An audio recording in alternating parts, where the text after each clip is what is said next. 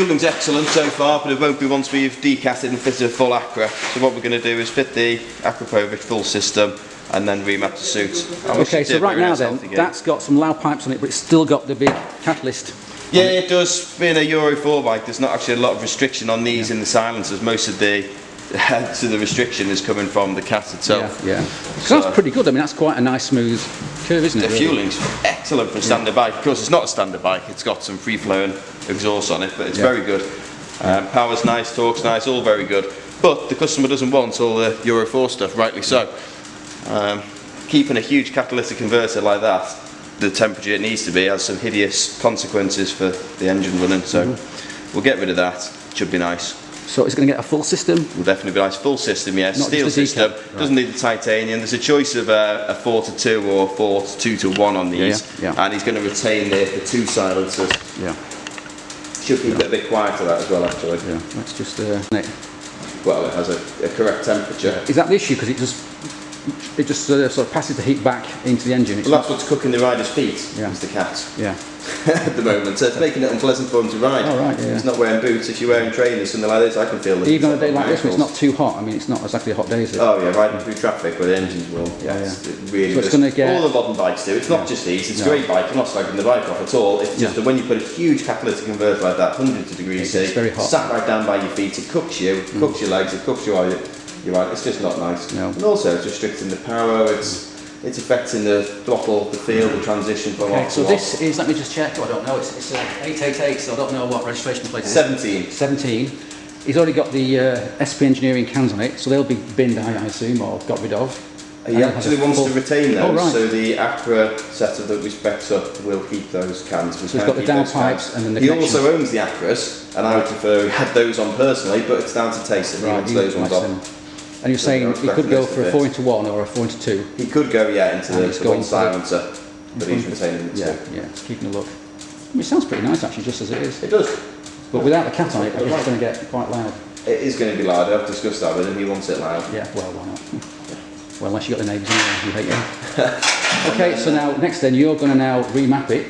Well, now what we're going to do is wait for it to cool off, get the bodywork off, get that stored safely, get the full Acra fitted, get on there, do some base runs, and then map it to suits. And you can do that straight onto the ECU, it's not... direct to ECU, you don't need anything else. Apart from anything. Now, you were saying... Other modules are available. You were saying it's going to have quite a big effect, because that's making, let me just see, 120... It's making 125 horsepower at the moment. Torques, which isn't bad. We're going to get a consistent gain all the way through the range, but really this chap isn't interested in the power. He just wants rid of that cat. He just wants the bike to run as it should, and the power is a consequence of that, and it will be what it is.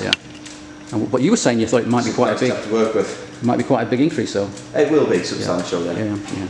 Well, hopefully we'll come back when you've done it, and we'll find out. We've got a few more interesting ones in as well. Good, great stuff. And now here we are in the storage unit. Let's have a quick look round and see what bikes are in here waiting for work. And straight away we've got KTM 990 there. Quite a nice looking old Yamaha. Let's look at that. And this looks to be a X-Up. It's about F-Reg, that's about 89.90. Looks actually in pretty damn good condition for its year.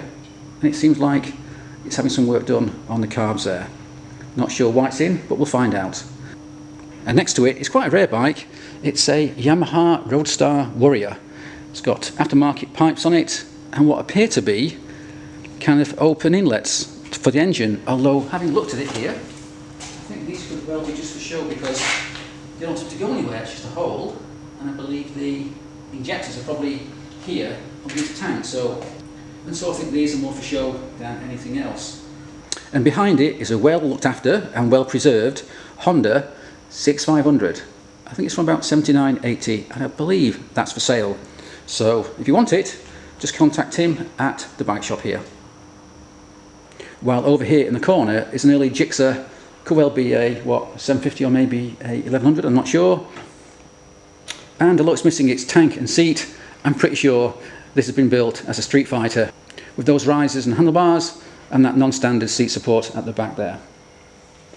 And here we have Tim's BMW R100 RS. It's on a T-plate, which means it's around 1978 or 79. And it's just about to be given a full service along with electronic ignition, an MOT and anything else it needs, because Tim's decided he just doesn't have time to work on it and make it into a full-blown project, and so he's going to sell it. So he wants about £3,000 for it, or just over. So if you want it, phone Tim here at Hammer Tongs and he'll do a deal. Let's just go and have a look at it in more detail. The bike's all original, apart from I think Coney rear shocks and of course stainless steel pipes, and it's done a mere 41,000 miles to date, which for a big old VM like this really isn't very much. And if I didn't have 6 bikes already, 3 of which are project bikes, I think I'd be tempted to buy it for myself.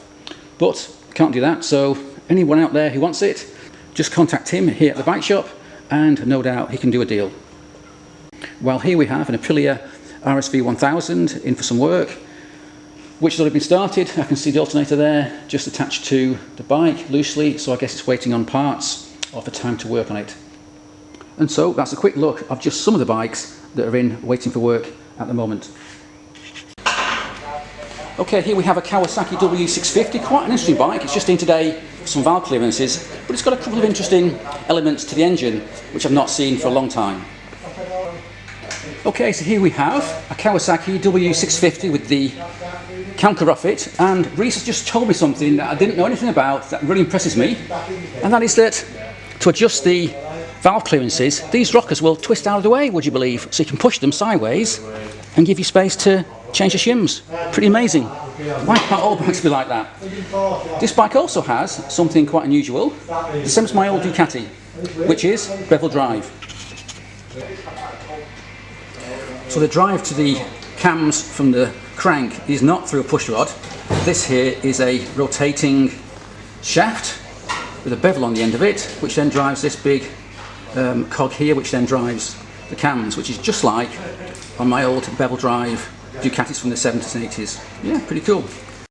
So Sam, what's happening with this Vmax? I have seen that bottle before, because I think my mate Jeff made the bracket for it. I believe you did, yeah. Yes, and it's now been done all blacked out, and it looks like it's got a little NOS bottle going somewhere. Yeah, it does. Does it go into the airbox or go? It does. Alright, okay. We've got a single injector, quite a nifty install, I do say so myself. And it's also got, I can see, a Power Commander 5 on it, at least. It does have Power Commander 5, and which is doing its fueling in this case. Yeah. So what's happening now then? You're going to put a new map on it? Or? Well, what I've done is he's got a separate arming switch as well that I've put on. That arm's the nitrous switch. We've then got a wide open throttle switch as well, so I've set that to around 90% throttle, so it's not actually going to hit the nitrous until he whacks it full throttle, that's the idea. And at the same time, through a system of relays, we're going to activate the second map in the Power Commander, which is going to correct the fueling for the nitrous, because it's not a wet shot of nitrous. Good. It's already making 199 horsepower at the wheel, given all the work we've done already. And what's that going to be, another what, 40 or something, or 50? Well, it depends how much you go, I guess. It depends how. I wanted to dial it down to 20. He wanted 40. We've compromised it. 30. Yes, it is. Well, I reckon that would last about 2 or 3 full runs. That was going to last a lot more than that, I hope. Because we've already used some of it in testing the spray position in the airbox. And it's still from left, yeah. Well, this is in drag racing. Don't know really. We'll find out, won't we? Yeah. Oh yeah, it might do full quarter mile or something like that. Yeah. Yeah, but we're going to nip through it quite quickly. Yeah. Oh well, very interesting, and should be a bit of a beast. In fact, it's a bit of a beast now, isn't it? It makes 200 brake horsepower. Yeah, it was just spin the wheel, to be honest. Yeah. Okay, so is that going to go on the dyno next, or? It is, yeah, but I've forgotten to wire in my switch for my second Power Commander map. I really should do that now. So I might just do the mapping first and then pop the switch on afterwards. It didn't really make a difference which way around. Okay, well while you're pondering that, let's go and have a look at something a bit new and shiny. The big green Kawasaki just over there. Right then Sam, what's happening with this brand new, or almost new, Kawasaki Ninja It is an H2SX. SX, not the H. Which is sort of marketed as the touring version of the supercharged H2. It's actually very, very different to the H2, but it is also an excellent bike. I see it's got a can on it already, so that's something that's non-standard. Anything else about it that's non-standard at the moment? I don't know, I've not looked at it to be honest. I've not even started the job, that's not until Wednesday probably. what's What I can tell you is it is in for an ECU map Right. to get rid of the very harsh throttle opening that you tend to get with these supercharged Kawasaki's Okay. from standard. Yeah. But other than that, honestly, I haven't even looked at the thing yet. Right, okay, well maybe we'll come back and... Yeah, I've got a lot of... See it once Oh, it's- that's it, I remember now. He's got a full decat system. Oh, already? Yeah, okay. Yeah. And that's why it needs a full remap as well. Yeah, imagine how lean that's running already. Yeah, yeah, You're keeping his plugs warm. yeah. Okie doke. And now let's move on.